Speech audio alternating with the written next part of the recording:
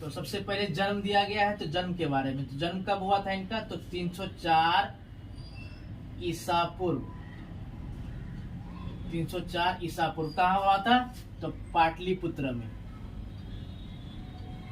पाटलिपुत्र में इनका जन्म हुआ। और निधन जो हुआ आपको 232 ईसा पूर्व। 232 ईसा पूर्व। ईसा पूर्व कहाँ हुआ था, ये भी पाटलिपुत्र में।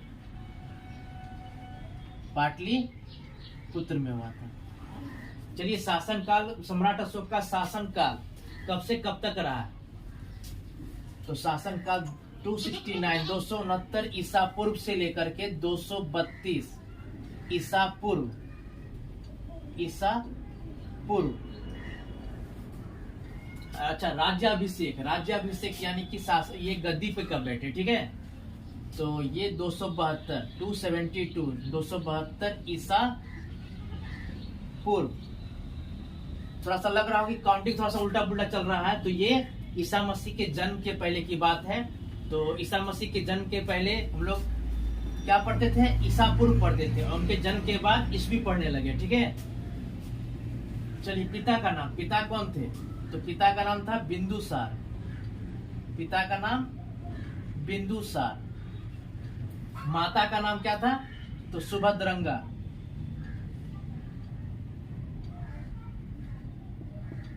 या सुभद्रांगी के नाम से भी जाना जाता है, ठीक है, सुभद्रांगी के नाम से। जीवन संगनी, तो जीवन संगनी देवी कारुवाकी। कारुवाकी।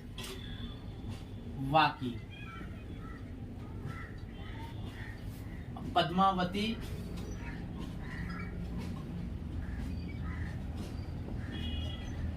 ठीक है, और एक और नाम था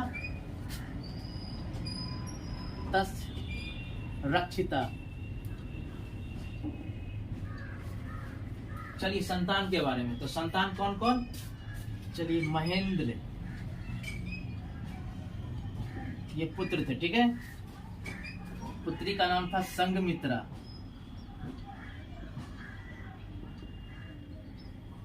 संघमित्रा। कुणाल, ये भी पुत्र का नाम था, ठीक है। और एक चारुवकी पुत्री थी, ठीक है। चलिए किस वंश से आते हैं, तो ये मौर्य वंश से आते हैं। तो मौर्य वंश के संस्थापक हम लोग पढ़े हैं क्या, चंद्रगुप्त मौर्य। तो इनका स्थान, सम्राट अशोक का जो स्थान आता है मौर्य वंश में, ये तीसरा स्थान आता है, तीसरा स्थान।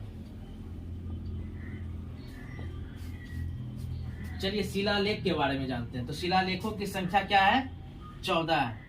14 शिलालेख।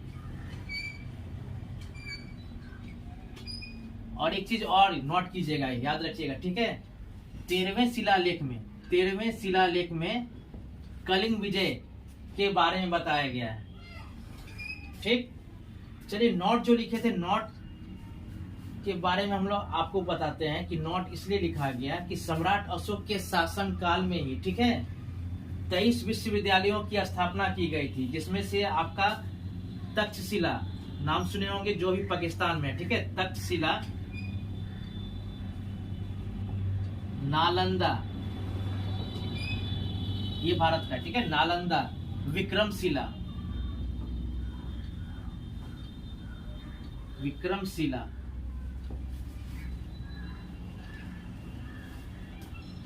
कंधार